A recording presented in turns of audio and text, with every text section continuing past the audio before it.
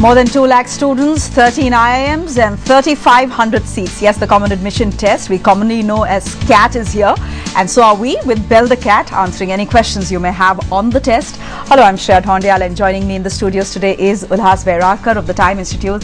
Ulhas, thanks so much for coming in once again. You know where to put your questions. That's on 0120-434-1895. I'm going to repeat that for you. 0120-434-1895. Or you can just email your questions to us on IBNlive.com. Ulhas, my first question to you, what's the feedback been so far? I think CAT has been and is what it is known to be. Not easy, tough, unpredictable. People thought that now, some 2 weeks are gone and I can predict what will come. I don't think anybody should do that, because even in one slot different students are getting different papers. So I think now they're very clearly juggling up to make it unpredictable even in a computer based format. So is it a myth that if you give the paper during the later part of the test, this is a 2-week test? It's a 4-week test. I beg your pardon. Right. So if you give it in the last week, you tend to lose. If you give it in the first week, you tend to benefit. Is that a myth? Not really. I think it is a myth. I think people actually choose the dates based on how many days it would take for them to get ready. There are some people who want to just take it early and finish it off, and some say my study is not complete, let me do it later. Okay, so but I don't think it makes any difference at all whether you take it early or you take it late. Okay, so let's take our first caller then, Ulhas. Sure. This is Honey. He's calling us from Ahmedabad. Hello, Honey. How are you? I'm fine. How are you? Very well, very well. What's your question, please? Actually, sir, I want to ask that my CAT is after 12-13 days. So I just want to know for the quant section, what are the chapters that we should focus on right now? All right. For quant, what are the chapters you should focus on right now? She still has 10 days to go. Right. Nidhi, I don't think I would suggest that you focus on few chapters, because I'm sure you've been studying for quite long. And this is the time I would suggest you revise all your chapters reasonably thoroughly. You got plenty of time. Second, maybe take few mock tests, focus on quant, do a proper analysis. This is not the time to look at important things. This is the time to just revise whatever you have done. Don't do any new things, just revise thoroughly. That's all. And I'm sure you will do well. Honey, anything else? All right, I think she's disconnected the phone. So right now you're saying someone who has, say, a week to go, don't start anything new, just stick with what you know and stick with revising. That's right. Absolutely right. All right. Let's take a second caller. Yeah. This is Apurva, who's calling us from Kanpur. Hi, Apurva. How are you? What's your question? Yeah, hi. I'm good. See, my question is, how do we categorize ourselves with respect to the various forms of business school? As in, how do we see which forms to fill up and what not to fill up? All right. Okay, Apurva, my suggestion would be something like this, that you need to have some broad idea what are you aiming at. I'm sure most students would like to get into an IIM, but then if you have been preparing for so long, if you have taken mock tests, then you would have some realistic idea where you stand. You may want to get into an IIM, but have you reached that level? If that is not the case, then you would like to have some backup plans. So you may possibly go down to MDI or IMT Ghaziabad kind of things, and my suggestion to her would be, besides IIM, let her also apply for at least 6 or 8 B schools which are not at the same level, at the lower level, maybe 1 or 2 where she is sure that I'll get in because I'm good enough to get in. There's a realistic chance of getting in. But I may not want to join. But then I think you never know what happens 4 months down the road. You may feel bad, why didn't I apply? So it's best to apply to 1 or 2 B schools like that, so you have a realistic plan as long as a backup plan. Apurva, thanks for calling in. I'm going to take Nikhilesh now. He's calling us from Visakhapatnam. Hi Nikhilesh, what's your question? Sir, my question is, while attempting the reading comprehension question, how can I overcome the ambiguity between 2 close choices? And also, if on the D-Day, when I come across such 2x4 situations, how should I go about with the questions? Should I be simply reading the question or take some calculated risk? Nicholas, this is a very real situation, and this happens to a large number of students. So first of all, you are not the only one, right? Reason is very clear. There are very clearly passages where questions and options are framed in such a way that there is a lot of ambiguity, and it can happen that you can rule out 2 out of 4, but other 2 options you may feel both are almost equally good. And I think if you reach that situation, there is not much of a point in spending much more time. You go ahead and whichever option occurs best to you, you go ahead and say that this is the right answer. I don't think there's anything else one can do about it. So that just go ahead, and I hope God is with you then. Nikhilesh, anything else? Nothing else. Okay, thank you. Then I'm going to go back to Apurva's question just to stretch it a little further. Apart from 13 IIMs, what are the institutes you feel that every aspirant, say the top 5 institutes that every aspirant should apply to? These are non-IIM institutes. I won't say that every aspirant should be applied, because let's put it this way, most aspirant would take some kind of test, and the test would give some kind of percentiles, right? So if you are, let us say, scoring something like 80-90 percentile on a regular basis, then you should certainly look at institutes below IIMs, which are, let's say, MDI Gurgaon, SP Jain at Mumbai, NITI if you are an engineer, because if you are not an engineer you can't apply, FMS which now takes CAT score. So these are some of the institutes which should certainly feature in your list, because they are almost as good as IIMs. Okay, so our next question is coming from Jaipur. This is Arushi. Hi Arushi, please go ahead with your question. Hi, I'm Arushi. I would like to know that approximately how many questions should we attempt in each section to get the cutoff cleared for IIMs?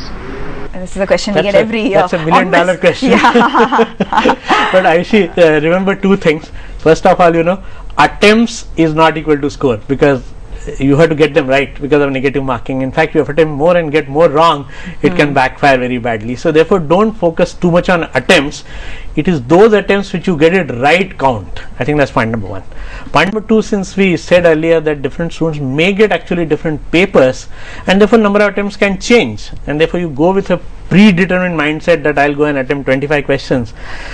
I think but I'm sure there's a cutoff. But I'm sure there's a cutoff. What do you tell your students when they ask you the same question? I would say, and I have been saying, attempt as many as you can, provided they are right and you don't indulge in unnecessary guesswork. There's no minimum number that you would There's no suggest. minimum number, because let's say if you attempt 25 zabardasti and you get some 10 wrong, I think it is better to attempt 15, you will get more marks. Okay, so let's get in a question that has been posted on our website ibnlive.com. In fact, if you have any questions right now, you can do the same.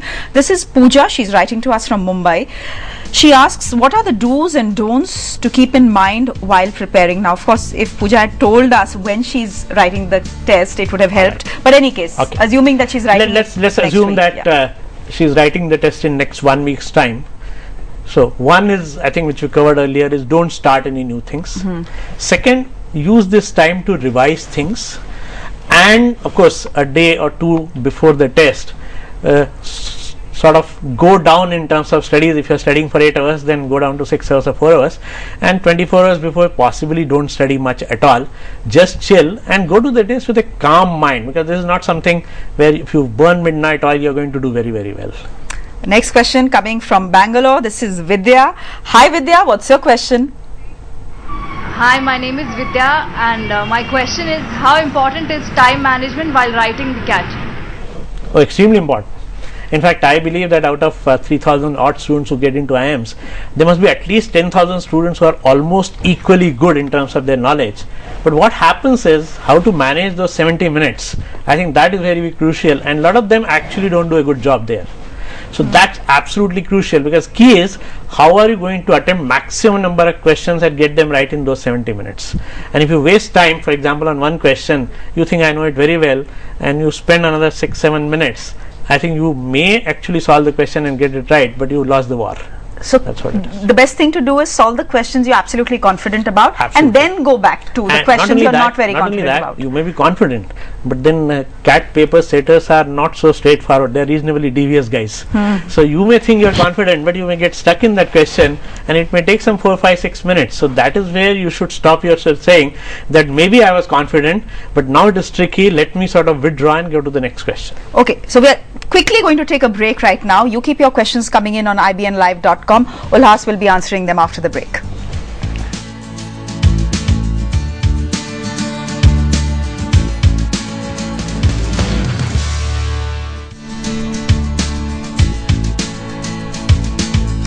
Welcome back. You are with Bell the Cat, and we are taking any questions you may have on the common admission test. You know where to call us. That's 0120-434-1895, or our email ID is ibnlive.com.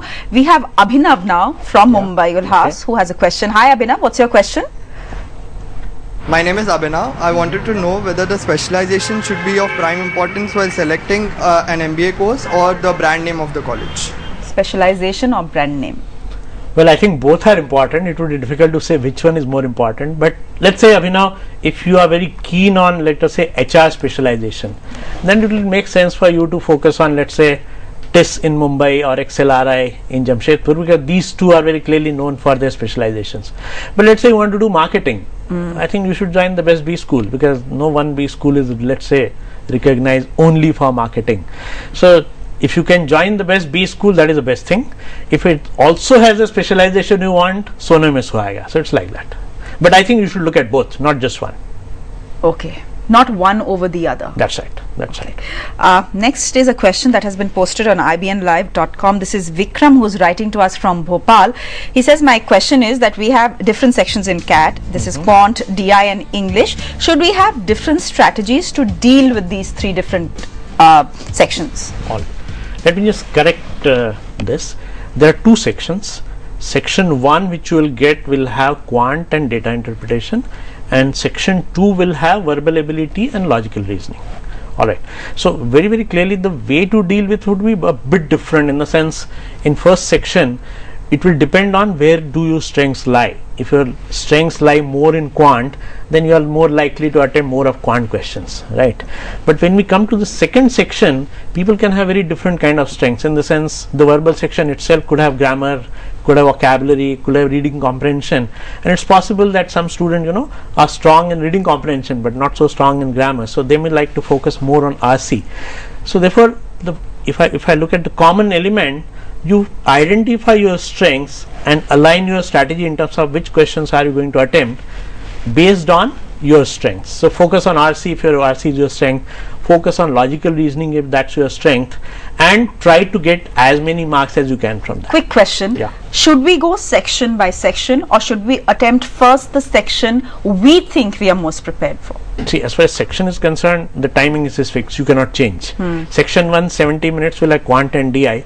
Now you can get one quant question, one DI question, one quant question, one DI question. You can actually choose whichever way you want. But if your strength is very strong in quant, it may not be a bad idea to focus on quant section at all, because if you can do, let's say in first 25-30 minutes, if you can crack some 12-15 questions, that makes you a lot of, you know, gives you a lot of confidence that I'm doing well. That's right. So start with your strength and see where it goes. Okay. Next is Rishika. She is standing by with a question from Hyderabad. Hi, Rishika. I am Rishika Sadam, doing my graduation final year from Hyderabad. A single college is being rated differently by different consultancies and magazines like Business India. So my question is, when a student is done with a SCAR exam, how to interpret these ratings and which one is the exact one to be followed? Yeah, I guess it is a tough one for the students, because if you have, I think, some 17 business magazines, I am sure there are 17 different ratings. But I think it's a bit like getting married. You know, it's very difficult to go by any rating to decide whom do you want to marry. It's a leap of faith. Is that what you are saying? So I am saying you will have to dig deeper, know more. Like the life partner you wish to marry, I am sure you would like to know much more, rather than okay, old times are gone where you would only look at the horoscope and get married. So I would suggest the same thing. While rating agencies or magazines would give some kind of indication, I would suggest it is an important decision for you. You're going to spend some 10-12 lakh rupees, so it's not a small decision, and therefore go to that V school, spend some time, meet the students, meet alumni, meet faculty members, and say that, is this the place I would like to spend 10-12 lakh rupees? Would I actually spend my 2 years? Will I add value? I'm sure that is very difficult to replace through any magazine rating. So please go to that B school. That is what I would say. And speak to ex-students. That's always a very good idea. You get first-hand information. You get credible information that you want. Okay, this question is a web question. Okay. It's a slightly strange one. This is Chiranjeev, and this is from Assam. He wants to know if it's possible for the IIMs to look into the matter of return of investment. Just to tell our viewers that the fee for the IIMs, the 2-year course, costs around 12 lakh rupees, Ulhas, and that's that's peanuts compared to what we pay for the Ivy Leagues. But I suspect if he's asking this question, somebody must have told him that, you know, 15 years back fee used to be only 50,000 rupees, and now it has become 12 lakhs. But so 15 15 years back, the starting salary used to be 5,000 rupees. Yes. Now it's so I think if I look at his question purely from a finance perspective, if you are spending around 12 to 13 lakhs into your education and the kind of salary you get after doing an MBA, if you can save around 12 to 13 lakh rupees in 2 years, which is possible if you really get a good job and you do well at IIMs, then you get some 2 to 3 years return on investment, payback period of that kind.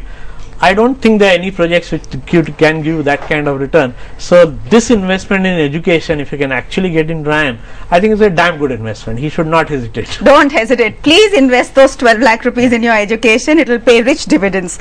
Okay, I think this is the last question we can take. This is Lahari. She's standing by with a question from Chennai. Hi Laharish, what's your question? Hi, I'm Laharish. I'm from Chennai. My question is how to maintain the 70 minutes. Like, what is the best way to maintain the 70 minutes? Which questions are to be answered first, and what is given the primary criteria? Okay, the best way to manage your time, essentially. Yeah, I also thought what is meaning is that how do I keep optimism inside me that I'm doing well till that last minute of section is over. So I think let me therefore take that one. I think it is important, irrespective of how many questions you are answering, is to keep these belief till the last minute that I'm doing well. Because as soon as you give up, your ability to do the question right will go down. So first of all, believe that I'm doing well. Second point, we have 30 questions and 70 minutes. So it's a simple division. Don't spend more than 2.5 minutes on any question, maybe 3 minutes. If it is taking more time, then just leave it, go to the next question, because it would be great pity that you don't see some 3 or 4 or 5 easy questions. Why? Because you spend all your time in doing more difficult questions. And always remember there's a next time. There's always a next time. And of course there is always a next time. Absolutely. Okay, so this is finally the last question. Shashank writing to us, how can I prepare for CAT while continuing with my job?